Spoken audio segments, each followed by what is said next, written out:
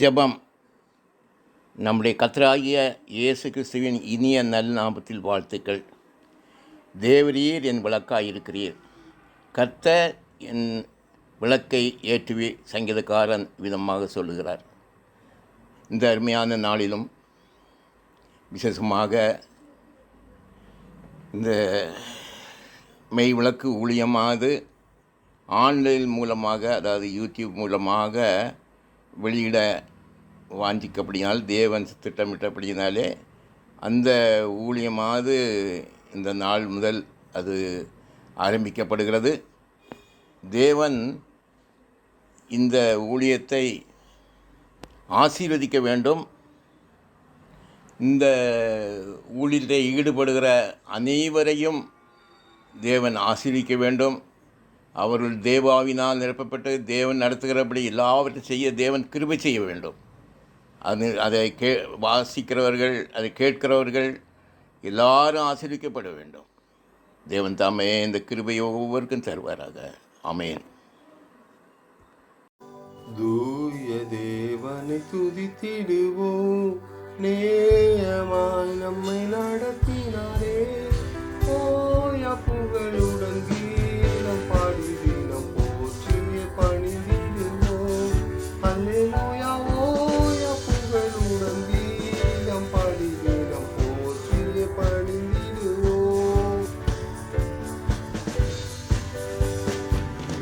கடந்திட்ட நாட்களில் அவர் கரங்கள் கனிவுடன் நம்மை அரவணைத்தே.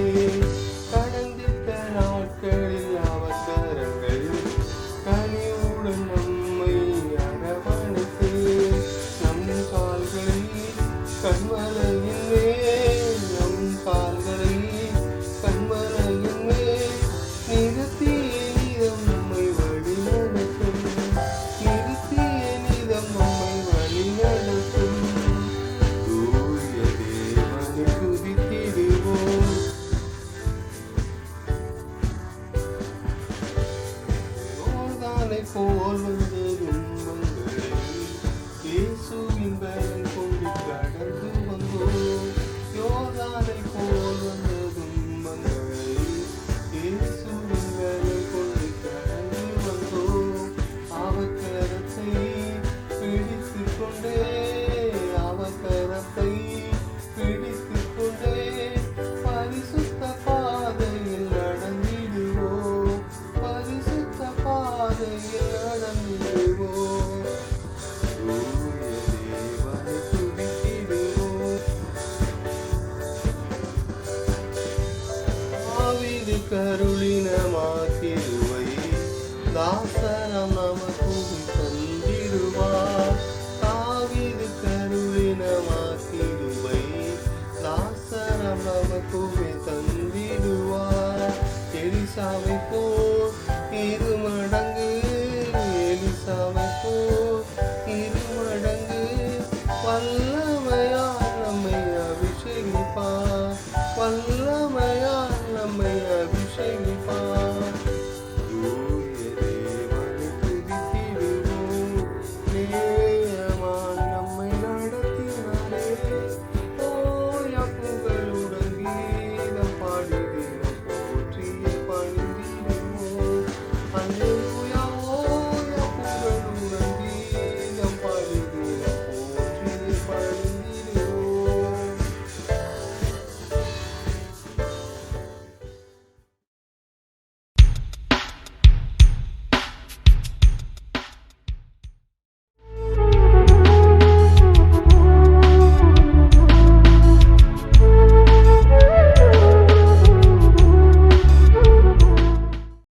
கர்த்தருக்குள் மிகவும் பிரியமான சகோதர சகோதரிகளே, நம்முடைய கர்த்தரும் மீட்பருமாகிய இயேசு கிறிஸ்துவின் திருப்பெயரால் உங்களை வாழ்த்துகிறேன்.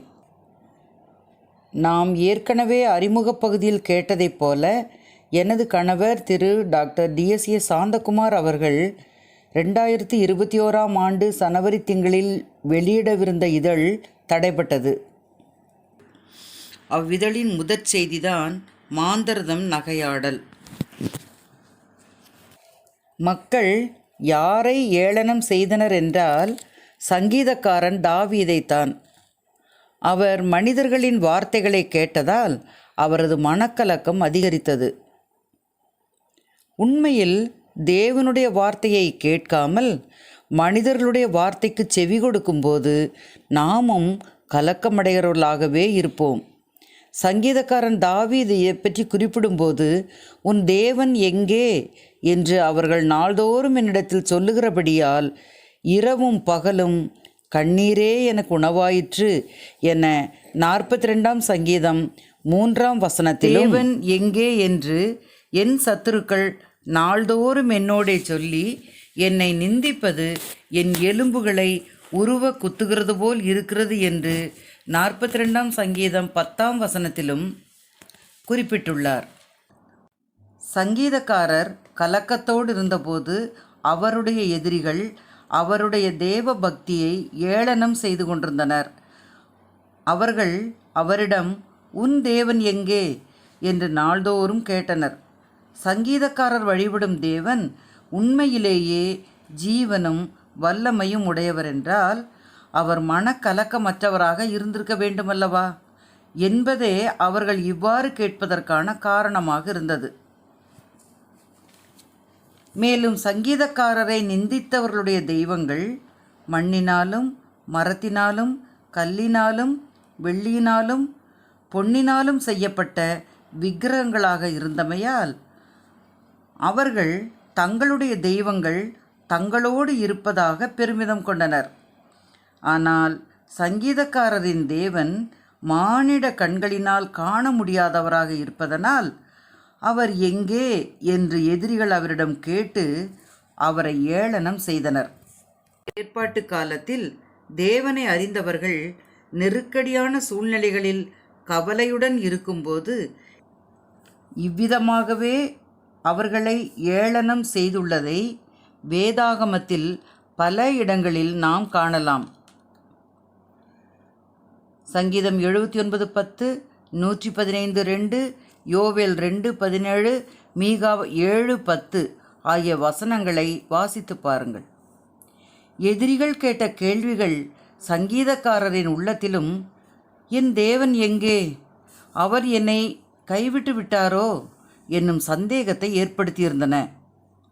சங்கீதக்காரர் தேவன் எங்கும் இருக்கிறார் என்பதை அறிந்திருந்தாலும் அந்த நேரத்தில் அவர் தம்மோடு இல்லையோ என்று எண்ணினார். நமது தெய்வ பக்தியை ஏளனம் செய்பவர்கள் உன்னுடைய இயேசு எங்கே, அவர் ஏன் உன்னை இப்படி கலங்க வைக்கிறார் என்று நம்மிடம் கேட்பதனால் நமது மனக்கலக்கம் அதிகரிக்கின்றது.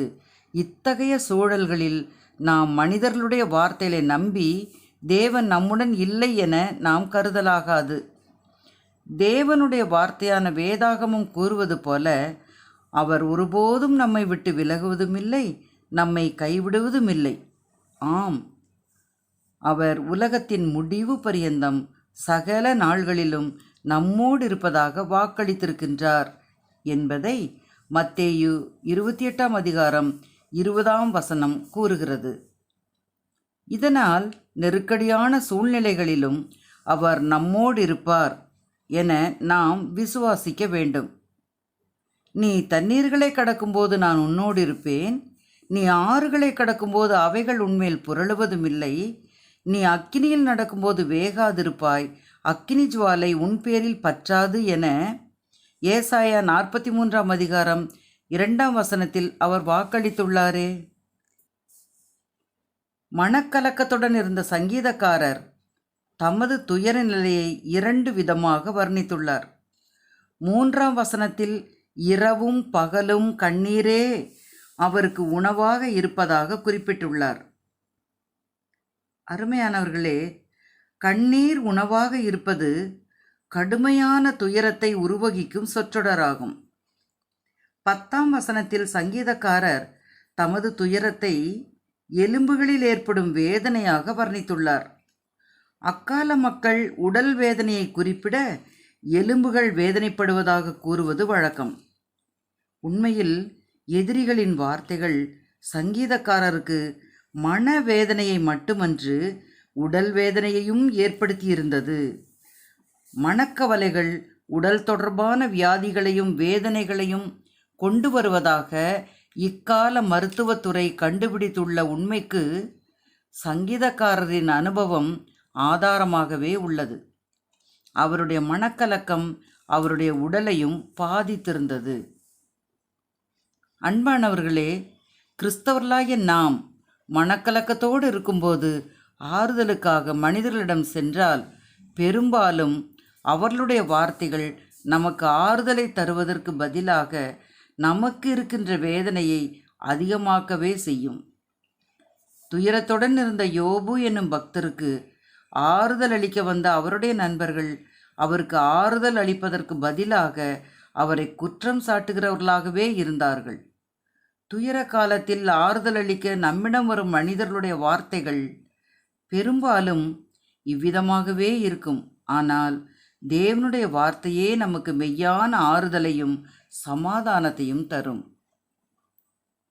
திருத்தூதுவர் பவுல் தம்முடைய அனுபவத்தை கூறும்போது, எங்களுக்கு வரும் சகல உபத்திரவங்களிலும் அவரே, அதாவது தேவனே, எங்களுக்கு ஆறுதல் செய்கிறவர் என 2 கொரிந்தியர் 1:4 அறிவித்துள்ளார். எனவே நாம் மனக்கலக்கத்துடன் இருந்தால் மனிதர்களுடைய ஆறுதல் வார்த்தைகளை தேடி அலையாமல் வேதாகமத்தில் உள்ள தேவனுடைய வார்த்தையை வாசிக்க வேண்டும். எனவே நாம் மனக்கலக்கத்துடன் இருந்தால் மனிதர்களுடைய ஆறுதல் வார்த்தைகளை தேடி அலையாமல் வேதாகமத்தில் உள்ள தேவனுடைய வார்த்தையை வாசிக்க வேண்டும். அப்பொழுது நம்முடைய மனக்கலக்கம் நீங்கி நமது மனம் ஆறுதலடையும். இதை அனுபவத்தில் கண்டுகொண்ட இன்னும் ஒரு சங்கீதக்காரர், உமது வேதம் என் மன மகிழ்ச்சியாயிராதிருந்தால் நான் துக்கத்திலே அழிந்து போயிருப்பேன் என்று 119 சங்கீதம் 92 குறிப்பிட்டுள்ளார். எனவே 19 சங்கீதம் 8 காண்கிறபடி தேவனுடைய வார்த்தையே நம்முடைய இதயத்தை மகிழ்ச்சியினால் நிரப்பும் என்பதை நாம் ஒருபோதும் மறக்கலாகாது. அன்பானவர்களே, தினமும் வேதத்தை வாசிப்போம், மனக்கலக்கம் நீங்கி மகிழ்ச்சி அடைவோம். தேவன் உங்களுக்கு அத்தகைய கிருபைகளை தந்தருளுவாராக. ஆமேன்.